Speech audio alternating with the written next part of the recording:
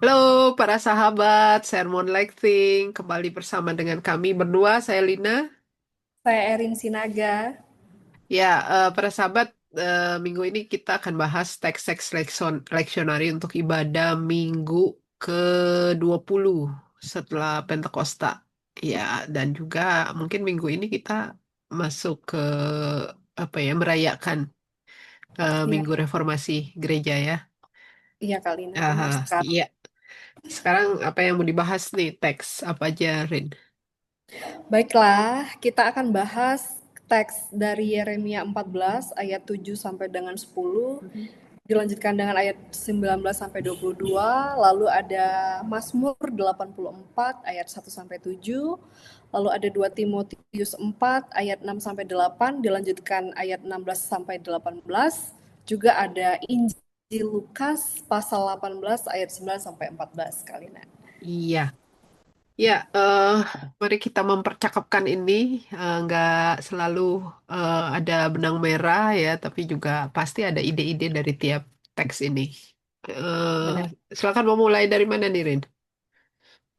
Dari ya seperti biasa kali ya, dari kitab yang pertama kali, Mhm, Yeremia 14 ayat 7 sampai 10 sampai 19-22. mhm, Bagi saya yang menarik di sini apa namanya?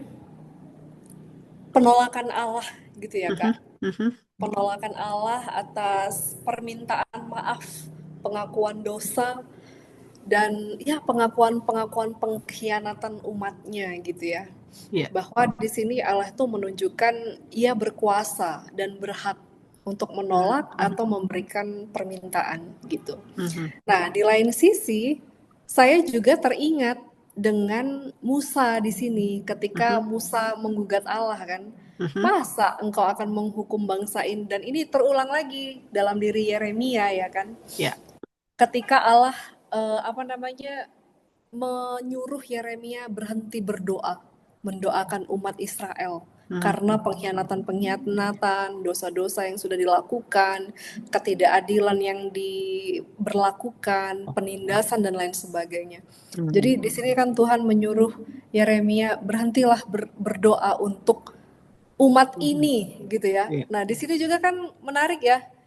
Dia tidak mengatakan umatku atau Allahku, Allahmu gitu kan, bangsa ini katanya kayak gitu kan. mhm, Berarti di sini saya tuh membayangkan bahwa Tuhan itu tuh sudah merasa tanda kutip jijik dengan umat pilihannya itu, begitu kan. mhm, Tapi Yeremia walaupun Allah menyuruhnya berhenti berdoa gitu ya, apa namanya, dia tetap berkeras hati kayak bahasan kita minggu lalu ya, ya, melalui perumpamaan itu. Kekerasan hati gitu ya. Tapi kan ini kan endingnya belum kelihatan ya. Apakah Allah membalaskan apa namanya mengabulkan permintaan Yeremia gitu ya? Apakah tidak? Ini kan nggak ada, belum belum dikasih tahu endingnya. Tapi apa namanya, keras hatinya Yeremia untuk berdoa demi bangsa ini agar diselamatkan, tidak ditunggang-balikan oleh Allah. Begitu. Dan saya tuh jadi gini ya Kak, mikir rejection is real gitu. Penolakan itu nyata gitu loh. Nah, gitu Kalina. Itu ya. dulu dari saya. eh Iya, sebenarnya teks ini tuh buat saya ada hal-hal yang menarik ya, seperti yang tadi kamu bilang bahwa ini bicara tentang persisten juga seorang nabi yang peduli bukan hanya pada dirinya tetapi pada bangsa, ya, pada bangsa eh, yang memang akan dihukum oleh Allah gitu, dan bahkan juga di, di ditinggalkan oleh Allah. Eh, dan buat saya teks ini tuh menariknya juga kalau kita baca keseluruhan ya. Itu Iya, kalau dibaca, direnungkan, dihayati, itu tuh ini sebuah percakapan sebenarnya. iya betul Kalina. Ya kan? Antara Iya, nabi dengan Allah. Jadi iya, semacam saling berbalasan ya. benar Kan benar. di awal Allah bicara tentang soal penghukuman, lalu kemudian Nabi bicara tentang Mm-mm. masa sih Tuhan gitu ya. Iya benar. Dan masa engkau akan melakukan itu gitu. Lalu Iya Tuhan juga betul menjawab, betul. ya masalahnya kesalahannya ya saya bayangkan masalahnya kesalahannya tuh udah begitu berat. Jadi mereka mendengar nabi palsu dan lain-lain. Iya benar Lalu benar. kemudian nabi kemudian berbicara lagi, masa kan engkau nggak Mm-mm. sayang sih sama sekali gitu kan ya. Eh, eh, Ingatlah perjanjian perjanjian yang Mm-mm. telah engkau ikatkan gitu. Betul. Eh, Nah, percakapan ini tuh ketika saya membayangkan ini bisa terjadi sebenarnya eh, percakapan yang sangat intim. Ya. Iya benar Orang Kak. kan gitu ya, orang bisa terbuka, bisa berani untuk menyatakan isi hatinya secara jujur, ya terbuka. Bahkan juga kalau kita lihat kan, ini berani sekali kalau kita lihat ya di hadapan Tuhan bicara Tuhan seolah-olah Tuhan ya Nabi bicara tentang masa sih engkau terus-terusan mau menganggap ya umatmu ini seperti apa ya seperti tempat persiarahan yang engkau bingung engkau sendiri bingung gitu loh coba Allah dikatain bingung gitu kan engkau masa seperti cuma seperti seorang yang berziarah datang tidak tinggal ya ini bicara soal hospitalitas Mm-mm.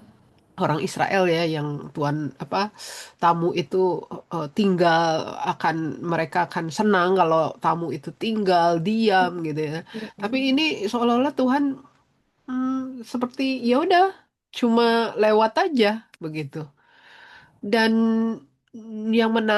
menurut saya ini sebuah keberanian ya orang yang begitu dekat dengan Tuhan dan kenal sekali eh, siapa Tuhannya. Karena itu kan Nabi ini jelas menurut saya dia apa ya dalam dalam dalam protesnya ini kalau mau dibilang protes ya Iya dalam betul. protesnya dalam ratapannya dia mengembalikan sebenarnya eh, siapa sebenarnya Allah ya Iya. Allah yang seharusnya tuh punya sifat kasih gitu loh mengampuni Mm-mm. mengingat janjinya yang tidak akan mencelakakan umatnya Iya. seperti itu. Dan menurut saya itu satu ya, eh, bagaimana keintiman itu membuat Nabi berani untuk bahkan eh, berbicara tentang imannya tentang Allah yang dia percaya sebagai Allah yang Maha Pengasih, Allah yang tidak akan mengingkari janjinya, Allah yang Mm-mm. setia gitu. Tapi juga Iya. di satu sisi sebenarnya menunjukkan rasa frustasi yang amat Iya. dalam gitu ya kan berkali-kali kalau kita lihat Nabi seolah-olah kok kelihatannya kamu diam aja gitu Iya kau diam benar. aja Tuhan bahkan Mm-mm. juga kalau saya membayangkan ini dia perasaan yang amat dalam ketika Nabi mengatakan bahwa jangan kau tinggalkan kami ya Mm-mm. Eh, saya nggak tahu apakah kamu punya pengalaman eh, Mhm. pengalaman apa yang disebut dengan hidup ini begitu gelap ya. Iya. Sebenarnya dari banyak kisah, bukan cuma kisah-kisah di Alkitab, tapi juga orang-orang tokoh-tokoh iman begitu ya. Bahkan juga kalau mau lihat diri diri kita sendiri, eh, Mhm. kadang-kadang ada momen apa yang disebut dengan dark night Iya. ya. Apa Betul. namanya dark night of the soul itu kan John the Cross ya. Eh, Mhm. Dia kan mengalami eh, masa yang amat ya gelap gitu. Gelap. Dan perasaan ditinggalkan oleh Allah itu sesuatu yang malahan itu paling menakutkan dalam hidup ini. Gitu loh. Ya kayak Tuhan Yesus itulah, Kak. Ya Betul. kan? Iya, Heeh, heeh. iya. Jadi Mhm. eh, kadang-kadang ini yang mungkin hmm, kita bisa membayangkan misalnya Paulus, aku adalah milik Kristus, apapun juga boleh diambil gitu ya Mhm daripada aku mhm. asal jangan Kristus begitu. Astaga. Ini karena perasaan ditinggalkan oleh Allah itu ini adalah kegelapan yang amat sangat ya. Mhm, Karena bener. eh, bukan cuma putus asa, tapi Iya, apalagi yang bisa diharapkan dalam hidup ini kalau Tuhan mhm, tidak ada gitu.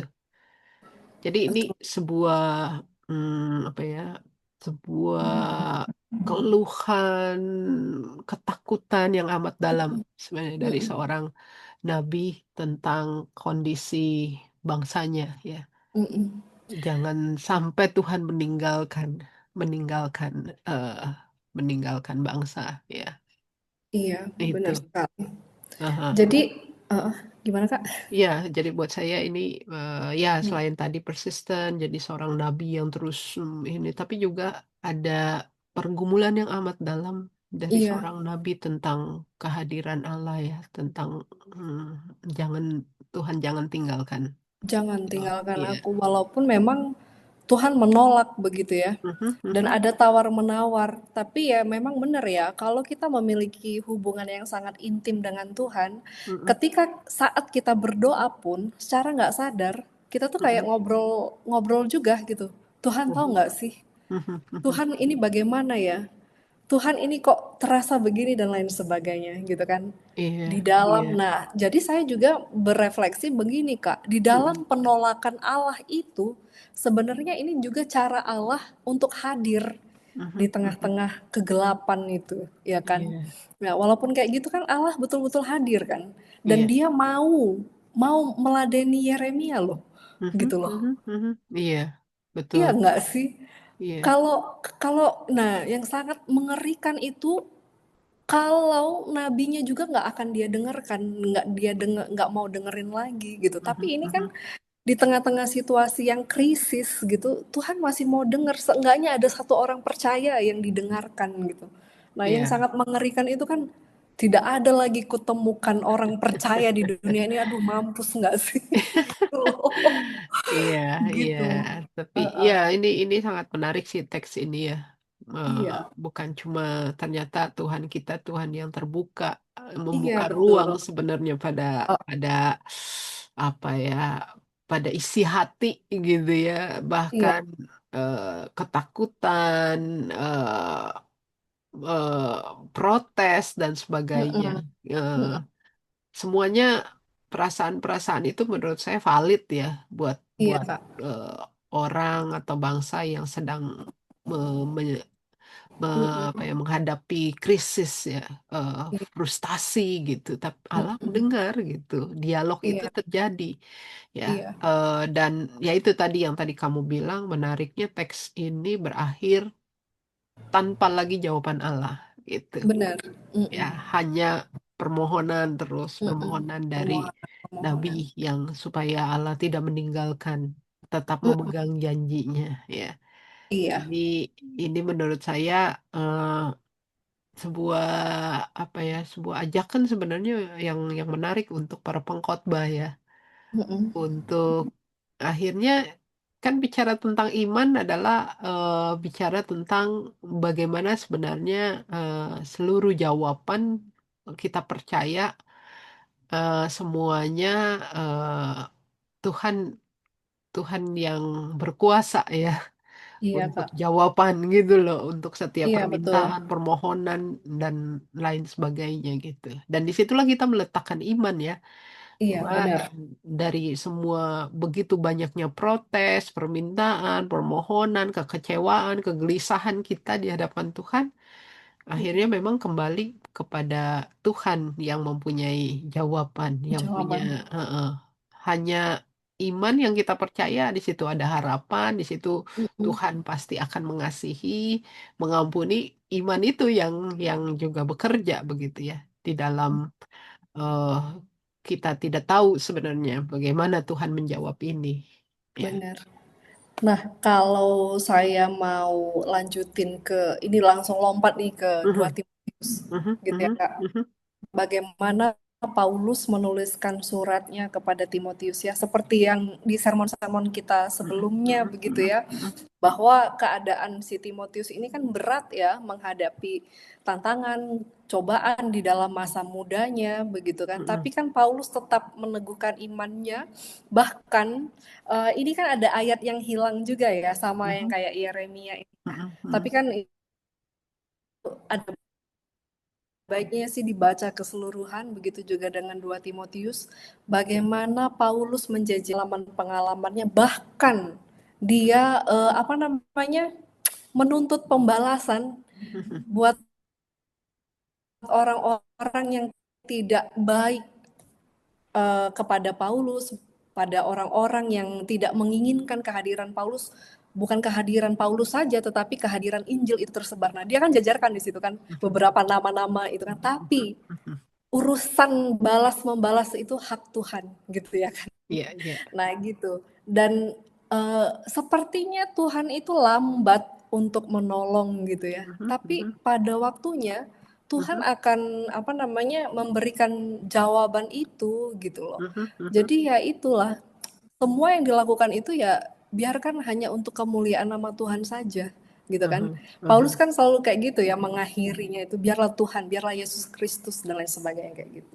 Gitu Iya, kali, mau nyambung iya, perkataan kakak.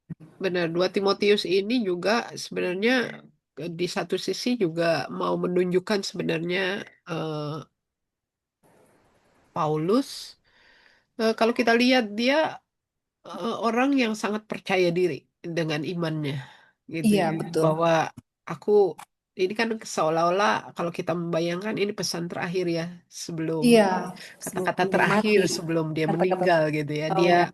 dia dengan berani mengevaluasi dirinya gitu loh. Dia Mm-mm. mengatakan bahwa aku telah mengakhiri pertandingan dengan baik gitu. Gitu. Benar. Kalau saya membayangkan saya sendiri belum berani kali bilang bahwa aku sudah menyelesaikan Sama, saya juga pertandingan dengan nggak terlalu baik gitu ya. percaya diri saya. Aku telah mencapai garis akhir dan aku telah Mm-mm, benar. memelihara iman gitu kan. Iya betul. eh, sebuah sebuah apa ya ekspresi dari betapa percaya dirinya Paulus ya Iya betul. mengevaluasi dengan apa yang telah dia lakukan berjuang demi Injil dan Mm-mm. sebagainya gitu. Eh, dan yang menarik buat saya yaitu Mm-mm. ketika dia mengatakan bahwa kalau kalau coba ya memang itu ada lompatan ya dari teks Iya itu ya. benar. Tapi Heeh. kalau coba menggabungkan keduanya secara Mm-mm. langsung, Paulus mau mengatakan gini, aku mencapai garis akhir itu dengan baik, tapi bukan serta-merta aku melakukannya atau memperolehnya dengan mudah gitu. Benar. Karena Betul dia betul Kak lagi, Nina. Heeh. lagi mengatakan bahwa dalam perjalanan aku juga ditolak loh, aku sendirian Itu gitu. penolakan itu banyak, Heeh, benar-benar.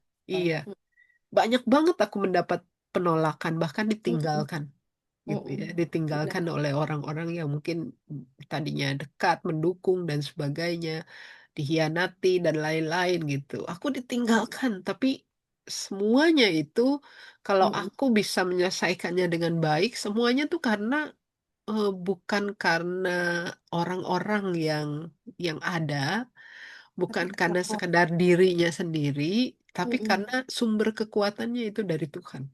Gitu. Tuhan, Roh Kudus itu selalu ada pada dirinya Iya, gitu. Mungkin ini juga Kak yang membuat dia percaya diri gitu ya. iya, Karena hubungan yang intim dengan Tuhan itu dan dia iya, merasakan Roh Allah itu terus menemani mm, dia gitu loh. iya. Mm-mm. Hubungan yang intim, tapi juga dia tahu sebenarnya eh, dia hidup. Mm-mm. Ini yang di bagian lain dia mengatakan bahwa dia hidup itu karena kasih karunia ya, Benar, benar gitu. sekali. Karena kasih Iya. karunia Allah gitu. Bukan karena Mm-mm. prestasi dirinya semata-mata gitu ya. Evaluasi Iya, ini bukan karena dia udah berhasil A, B, C, D gitu. Tapi semua karena kasih karunia Allah yang memungkinkan, yang memampukan dia melakukan itu gitu loh. Dan ini kan yang sebenarnya kalau kita iya mau dan Mm-mm.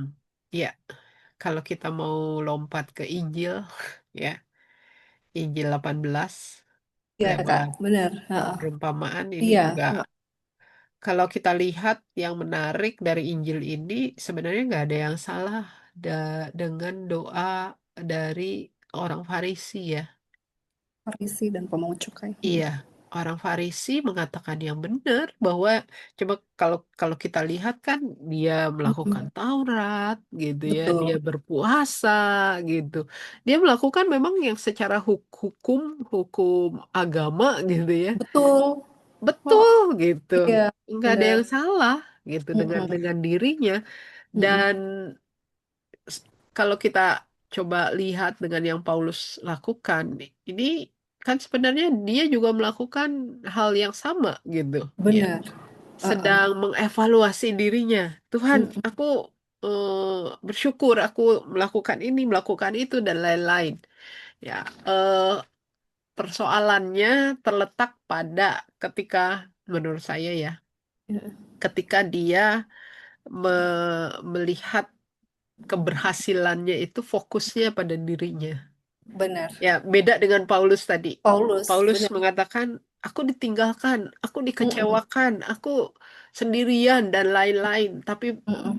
kasih karunia Allah yang memungkinkan gitu ya, yang memampukan aku gitu. Mm-mm. Tapi kalau si orang Farisi Orang ini, Farsi ini. iya, aku berhasil melakukan ini. Fokusnya pada keberhasilan-keberhasilan dirinya yang seolah-olah semuanya dilakukan karena ya dia Kemampuannya. orang yang benar gitu loh. Betul. Dia, Hmm, uh oh, itu yang oh. pertama. Terus kesalahan dari, menurut saya kalau saya pakai ke istilah kesalahan dari doa orang Farisi ini adalah ketika dia memakai kebenarannya itu Hmm, untuk menunjuk orang lain, iya. gitu ya. Dan itu sama aja kayak menghakimi nggak sih, Iya, gitu ya. heeh. Ini Bukan cuma kalau menghakimi, tapi juga eh, membandingkan ya, iya, membandingkan dirinya eh, lebih mau baik. betul bahwa Mm-mm. dia lebih baik daripada yang lain gitu. Ya, Iya, betul. kesombongan di situ Mm-mm, mm-mm, mm-mm. Nah, itu. itu juga yang tadi mau saya bilang. Pada dasarnya segala sesuatu yang didasarkan pada kemegahan diri sendiri, kesombongan pada Mhm, diri sendiri, NPD lah ya kalau bahasa mhm, zaman sekarang, narsis yang overdosis kayak gitu ya kan. Itu kan membuat orang jengkel. Nah, seperti yang kita tahu apa orang-orang Farisi ini kan orang-orang yang menjengkelkan begitu ya. Karena itu mhm, tadi percaya diri yang kebablasan itu. Nah, jadi saya berpikir begini, ya segala sesuatu itu mulailah dengan kerendahan hati dan tulus ikhlas. Ya nggak sih Kalina? mhm, Supaya kita juga nggak jatuh. Ini kan mhm. pencobaan juga ya. Nah, Ya, lalu saya juga belajar gitu ya. Kalau seperti si Paulus itu tadi apa namanya berujung pada kemurahan kasih karunia Allah karena dia ngerasa saya nggak ada apa-apanya mhm, kalau saya nggak dituntun oleh Roh Kudus. Nah, mhm, sehingga dia itu pada proses yang dia lalui dan menurut saya itulah mungkin teladan ya, teladan yang diberikan oleh Paulus ini kepada Timotius. Nah, ini mhm, juga kan berhubungan juga nih dengan si pemungut cukai dan si orang Farisi ini tadi gitu ya, ya. ya, Gimana meletakkan diri jangan inilah, jangan terlalu overdosis lah percaya dirinya gitu ya kan. mhm, mhm. Terus jangan suka membanding-bandingkan perbuatan saya itu udah lebih baik daripada perbuatan kamu. Kamu tuh tidak berarti apa-apa. Kamu bahkan kan apalagi kalau sudah menuduh orang kamu tuh orang berdosa gitu loh. Betul. Kesalahan-kesalahan, perbuatan-perbuatan yang kamu lakukan itu kan nggak benar. Kan itu ya sebenarnya secara secara apa namanya nggak langsung pembenaran yang ada pada diri orang Farisi ini pembenaran yang memojokkan Yesus juga kan pada akhirnya kayak Betul. gitu Iya, kan. iya. Dan apa namanya contoh dua dua orang yang berdoa ini eh, ada penafsir yang mengatakan yang menurut saya menarik. Orang Farisi itu pulang ke rumahnya itu tetap sebagai orang yang merasa benar gitu Iya ya. betul betul. Bahwa dia akan tetap merasa oh saya orang benar, saya nggak saya melakukan semuanya dengan rapi Mm-mm. aturan, saya nggak melakukan kesalahan gitu. Iya Tapi orang yang pemungut cukai ini, dia pulang setelah berdoa sebagai orang yang dibenarkan oleh benar Allah. gitu ya. Beda banget itu Iya, ya, benar. maknanya udah beda Iya, banget memang. beda ya.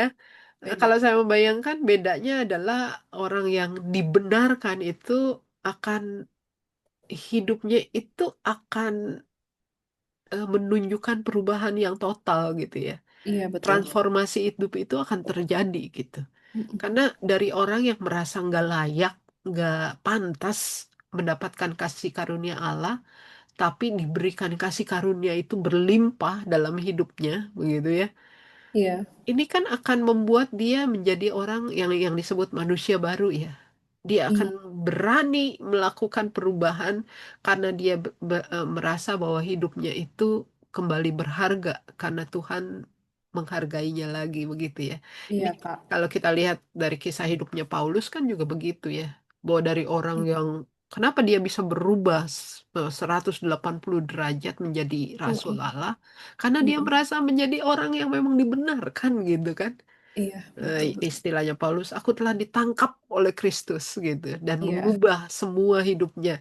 Sakeus ceritanya ya di Alkitab juga begitu ya.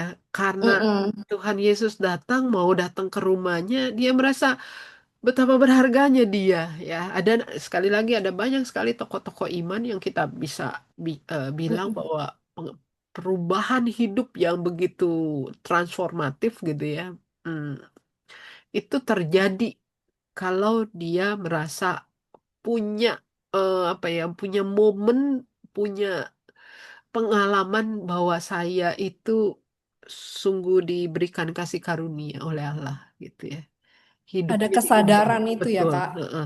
Ini Mm-mm. akan beda dengan orang yang tadi seorang Farisi ini, karena dirinya Mm-mm. ya tetap benar, dia dia akan menjalani Betul, ritualnya yang sama begitu, tapi betul. perubahan hidup barangkali tidak setransformatif atau sedrastis dari orang apa si Pemungut cukai ini pungut tadi. cukai ini gitu ya. Jadi Mm-mm.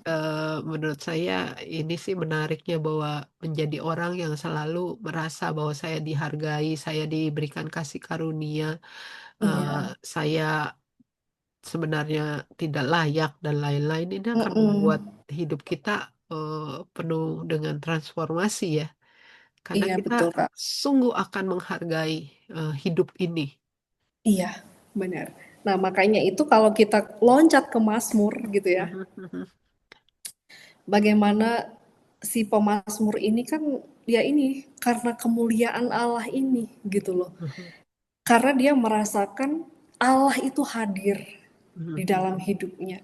Ini kan bukan masalah tempat ya ya, sebenarnya ya, walaupun mhm, dia mengatakan apa namanya lagu Sion kayak gitu ya. Nah, mhm, apa tuh namanya bagaimana pengalaman si peziarah ini mendekati bait suci Allah di Yerusalem, dia kagum gembira mhm, tak tertahankan kegembiraannya tidak terlukiskan, tetapi bukan masalah si bukit Sionnya ini, tetapi siapa yang dia jumpai di mhm, dalam musim kehidupannya mhm, itu, mhm, yaitu mhm. kehadiran Allah itu. Nah, ini Ya, tadi karena dia betul-betul merasakan kehadiran Allah di dalam kehidupannya sehari-hari. Bahkan kalau kita apa namanya baca di situ ya, mhm, ada lembah lembah apa tuh namanya? Sebentar saya mhm, lihat, saya lupa. Lem yang menandakan bahwa apa namanya? Ya Allah itu juga hadir di dalam kehidupan kita yang tidak baik-baik saja gitu ya. iya, mhm. Nah, jadi di mana sih ya itu di ayat berapa ya dia Ya, bilang ayat lembah 7, baka ayat ayat 7 ya. 7, iya. Apabila melintasi ini kan sebenarnya menunjukkan bahwa lembah baka ini lembah yang kering kayak gitu ya, tidak ada mata air, tidak ada pohon, tetapi ketika peziarah melintasi lembah ini gitu ya, dia menemukan mata air kesegaran, bahwa kehadiran Allah di tengah-tengah keterpurukan, di tengah-tengah padang gurun yang tidak airnya itu tidak ada airnya itu juga tuh Mhm, terasa ketika mhm. kita tetap mengandalkan Tuhan gitu kan. Iya, Bahkan ada penafsir yang mengatakan bahwa Mazmur 84 ini nih adalah mutiara gitu ya, mutiara yang berharga sekali karena di sinilah apa namanya pujian terhadap Allah, bahwa Allah selalu hadir gitu. Nah, mhm, benar sih Kak ya. pengakuan, iman percaya yang teguh akan pengakuan kehadiran Allah itu penting di dalam kehidupan kita sehari-hari. Bahwa sesuatu hal yang sangat istimewa di dalam hidup ini adalah ketika Allah hadir bersama dengan kita. Mhm, mhm, Dan mhm. sebuah bencana kalau Allah nggak ada lagi Ya, bersama dengan kita. seperti tadi yang kita Gitu kan. bicarakan dari Yeremia ya, ditinggalkan Iya, Tuhan itu bener Kak. rasanya Heeh. betul-betul mati. Iya, kalau kamu tadi Iya. bilang bahwa Mazmur 84 memang ini bicara tentang rumah Allah, walaupun tidak apa ya, Mm-mm. ini bisa jadi sebuah imajinasi ya tentang Imajinasi benar. rumah Allah. Tapi menurut saya bisa juga kita lihat apa yang pemazmur katakan dia membayangkan memang ada di rumah Allah, gitu kan? Iya, Di betul. betapa menyenangkannya, begitu menggembirakannya. Dan kalau kita coba memparalelkan dengan Lukas 18 ya, kan Iya, iya. digambarkan bahwa dua orang ini ada di bait Allah Di juga. bait Allah Gitu ya, duduk. rumah Allah ini ya, yang Heeh. buat pemazmur juga membayangkan barangkali ya memang di bait Allah itu dia merasakan kerinduan yang amat sangat, dia merasakan bahwa itu menjadi rumahnya gitu kan. Mm-mm. Mm-mm. Eh, karena Tuhan ada di situ. Jadi kalau Mm-mm. membandingkan ini secara harafiah bicara Mm-mm. tentang bait Allah ya, kan eh, pertama kita bicara tentang bagaimana baik pemazmur maupun juga Lukas mau menggambarkan eh, relasi manusia itu bisa terjadi ya, terjadi di yang disebut dengan rumah Tuhan. Ya. Eh, kenapa? Karena di sini eh, mereka ini merasakan betapa Tuhan itu hadir Iya, di rumah itu. Nah, sekarang masalahnya adalah apa yang disebut dengan rumah Tuhan itu, gitu ya. iya, benar sekali. Bahkan Kehadiran di sini, betul, iya, heeh. mm-mm, benar-benar. Kehadiran Allah dimanapun sebenarnya adalah kalau kita lihat coba menarik pada konteks masa kini dimanapun juga Tuhan hadir. Tapi yang Iya, mau dihadirkan ini rumah Allah itu bisa terjadi ketika kita tahu bahwa Allah itu ada di situ. iya, Gitu ya.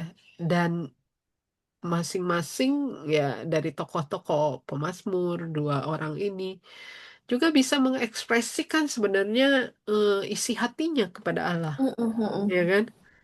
Iya Kak, betul. Dengan jujur ya orang Farisi mengatakan Tuhan aku bersyukur nggak begini begini begini dengan Mm-mm, jujur sebenarnya menampilkan siapa dirinya tidak ada yang tersembunyi gitu ya di hadapan Allah.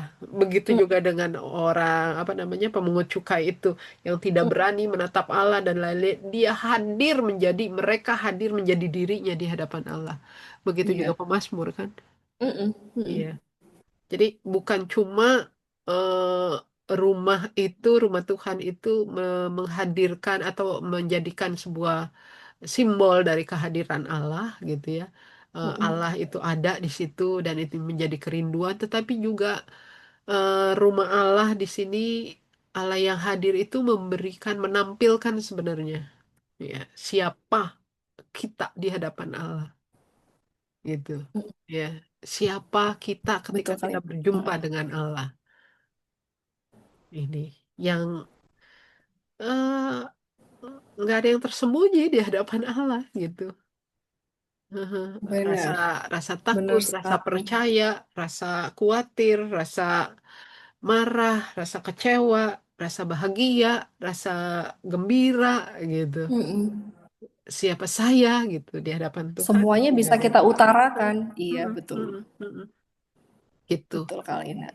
Dan bahkan si pemazmur juga kan memakai ini ya, untuk mengekspresikan ininya, kerinduannya itu ya, Mm, burung iya, pipit, mm-mm, burung layang-layang, iya, gitu ya kan. mm-mm, Karena, wah betapa serunya gitu, tinggal iya. bersama, dan para Mm-mm. imam juga ya Mm-mm, sebenarnya ya. mm-mm. Ini, Keyakinan imannya yang seperti tadi kamu iya, bilang bahwa benar, di dalam lembah yang kelampun gitu Tuhan akan iya, menguatkan, menolong dan lain-lain betul. gitu. Iya Kalina, itu kira-kira Mhm. Iya, jadi banyak banget ya sebenarnya dari banyak, teks tadi kita bisa banyak bicara bicara sekali. tentang tadi ya persisten juga dalam iman, Mhm, mendoakan atau terus mhm. berproses bersama dengan Tuhan. Kalau bicara tentang eh, memohon untuk orang lain, untuk bangsa, untuk Iya, ya dan di sini juga kita bicara tentang bagaimana intimasi ya, mesti keintiman bersama. relasi dengan Tuhan. Iya, Kita boleh menjadi diri kita sendiri gitu. sendiri. Ya, tapi Eh, jangan jatuh pada pencobaan ya. Betul, dan keberanian untuk juga mengevaluasi diri, percaya diri, tapi juga kehati-hatian untuk Mhm. memberikan apa penilaian kepada orang lain gitu ya, membandingkan diri ini, lalu juga merasa bahwa lebih benar dibandingkan yang lain. Yang lain, Heeh. iya, Dan kita juga di sini bisa bicara tentang betapa ketakutan terbesar sebenarnya dari orang-orang percaya yaitu ketika ditinggalkan ditinggalkan oleh Tuhan oleh ya. Dan mungkin juga di sini kita juga ya para sahabat juga bisa eh, mengkhotbahkan tentang bagaimana eh, baik ya lewat lewat apa Lukas 18 itu mhm, eh, selain apa namanya kita mengevaluasi diri kita gitu ya tapi juga mhm, eh, kita betapa betapa apa ya berartinya perubahan dalam hidup ini terjadi kalau kita menjadi orang yang merasa terus-menerus dibenarkan ya. dibenarkan, benar. Bukan menjadi orang-orang yang selalu benar, tapi Benar, itu dibenarkan beda ya. oleh ya, Selalu benar dan ya dibenarkan. dibenarkan oleh kasih karunia Allah. Iya. Ini, Ya kali. oke, banyak banget Oke nih deh. idenya. Iya, Selamat menyiapkan diri lah, selamat sahabat bersiap Mbah. para sahabat. Tuhan Iya. memberkati. Tuhan Bye bye. memberkati. Bye.